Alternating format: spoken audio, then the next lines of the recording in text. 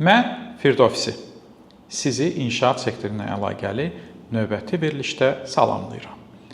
Bugünkü verilişimiz sizinlə birlikdə realtor biznesi ilə, yəni xalq dilində desək, maklerlərlə əlaqəli olacaq. Tək realtorla əlaqəli deyil, bütün sektorlarda hardakı çətinliyə düşsək, bizim gözəl bir bəhanəmiz var. O da ondan ibarətdir ki, biz yeni bir ölkəyik, daha gəncik, biz bunlarda səhv eləsək də, qeyri-peşəkar yanaşsaq da bizi bağışlamaq olar. Biz bu peşədə nə qədər gəncik? Ən azı müstəqillik dövründə 34 ildir ki, bu sənət var. Hətta 80-ci illərin sonlarından etibarən, xüsusən də Bakı, Sumqayıt şəhərlərində intensiv olaraq realtorliklə məşğul olan insanlarımız var idi. Yəni, kobud ifadə etsək, 40 ilə yaxındır ki, ölkəmizdə bu işlə məşğul olan, dırnaq içində deyirəm, 40 illik stajla gənc kadrlarımız var. Yəni, gənclik bəhanəsi burada keçərli deyil.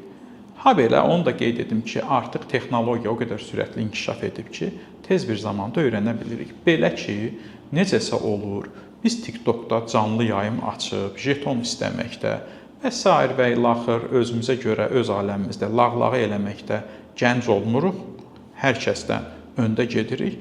Amma söhbət daha professional yanaşmalara gəldikdə biz gənc bəhanəsindən istifadə edirik. Biz sizinlə bu məsələni daha ciddi müzakirə etmək üçün kiçik bir araşdırma apardıq. Ölkəmizdə çalışan insanların ciddi bir faizini təşkil edən inşaat sektoru və buna birbaşa bağlı olan property management, realtorlik biznesi hansı səviyyədə öyrədilir? Gəncik, amma gəlin baxaq görək bu hansı səviyyədə öyrədilir. Əvvəlcə menecment fakültələrində, bakalavr dərəcəsində bu ixtisasın olub-olmadığını araşdırdıq. Təəssüf ki, yoxdur. Daha sonra menecment fakültələrində magistr dərəcəsi olaraq bu ixtisasın olub-olmadığını araşdırdıq. Təəssüf ki, magistr dərəcəsi də yoxdur. Biraz da şərtlərimizi aşağı endirərək, belə ciddi bir sektorda property management, real estate management və ya executive MBA və s. bir şəkildə dərslərin olub-olmamasına bakalavr dərəcəsində baxdıq. Təəssüf ki, dərs yoxdur. Bəlkə magistr səviyyəsində bu dərslər var menecment fakültəsində, onu da yoxladıq, o da yoxdur. Yəni ki, keçirdiyimiz hər gün Allaha pənah aparılan qeyri-peşəkar yanaşmanın nəticəsidir. Sonra da şikayətlənirik ki, işsizlikdir və yaxud da şikayətlənirik ki, bu sektorda çalışan insanlar qeyri-peşəkardır. Burada İbrahim Tatlısəsdən bir sitat gətirmək istəyirəm. Urfada Oxford var idimi? Biz oxumadıq. İradı var, son dərəcə yerində olan bir iraddır. Nəzərə alınmalıdır ki, ciddi şəkildə insanlar bu sektorda çalışır. Yəni, təqribi hesablamalara görə 18 min insan realtor biznesindən məşğul olur və inşaat sektorunda birbaşa və ya dolaylı 90 minə yaxın insan çalışır, realtorlar daxil olmaqla və bu ixtisasın kadrlarının hazırlanması Allaha pənah şəkildə idarə edirik. Realtorlardan danışarkən sadəcə burada çalışan insanların qeyri-peşəkarlığından ötəri keçmək haqsızlıq olardı. Əlbəttə ki, çox saylı qeyri-peşəkar insan bu sektorda çalışır, amma başqa qanunverici boşluqlar da var. Növbəti verilişlərimizdə bu barədə danışacağıq. Sənədsiz evlərdir ki, hal-hazırda bazarımızın, alış-satış bazarımızın və kirayə bazarımızın 30%-ni təşkil edir. Bu da ciddi problem yaradır. Qanunvericilikdə olan ciddi boşluqlardır və kölgə iqtisadiyyatıdır. Bunlar barədə növbəti verilişlərimizdə danışacağıq. Təklifimiz bundan ibarətdir ki, bu məsələnin gözəl həlli üçün qanunvericilikdə dəyişikliklər aparılsın, sektor şəffaflaşsın və ölçülə bilir olsun. Nümunə ilə çıxış edəcək olsaq, inkişaf etmiş ölkələrdə bu çox ciddiyə alınan bir sektordur. Birləşmiş Ştatlarda, İngiltərə kimi ciddi ölkələrdə, köklü ölkələrdə realtorlar cəmiyyətin ən hörmətli insanlarıdır. Orada xüsusi tənzimləmələr vardır. Gəlin sizinlə xəyallarımızda bir səyahət edək. Fərz edək ki, Azərbaycanda da bənzəri qaydalar var. Elə olsaydı necə olardı? Əgər bir realtor işə başlayırsa mütləq sertifikatları olmalıdır və onun bank təminatı olmalıdır. Bu nə deməkdir? Bir makler ürəyi istədiyi qədər bloknotuna götürüb mənzil yaza bilməz.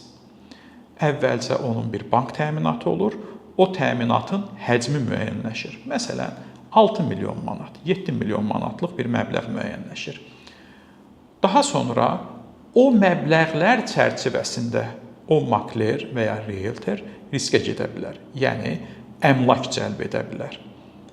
Bir sonraki etapda 3 mərhələdən ibarət qiymət təklifi olunur. Fərz edək ki, bir əvvəlki verilişimizdə sizinlə Nəsimi rayonu barədə danışmışdıq. Nəsimi rayonu Tibb Universiteti ətrafında 320 min manat dəyərində bir mənzilimiz var. Bunun dəyərində biz ağzımıza gələn deyə bilmərik. Üçüncü tərəflər vasitəsilə, yəni qiymətləndirici şirkət gəlib bu əmlakı dəyərləndirir. Bunun orta dəyəri 320 min manat formalaşırsa, realtor əsas olaraq 3 təkliflə çıxış edir. 1. Şərti olaraq deyilən bu rəqəmləri 290 min manatdan nəqd şəkildə almaq ki, dərhal pulunu ödəməklə daha ucuz qiymətdən bu mənzili nəqd şəkildə alır. 2.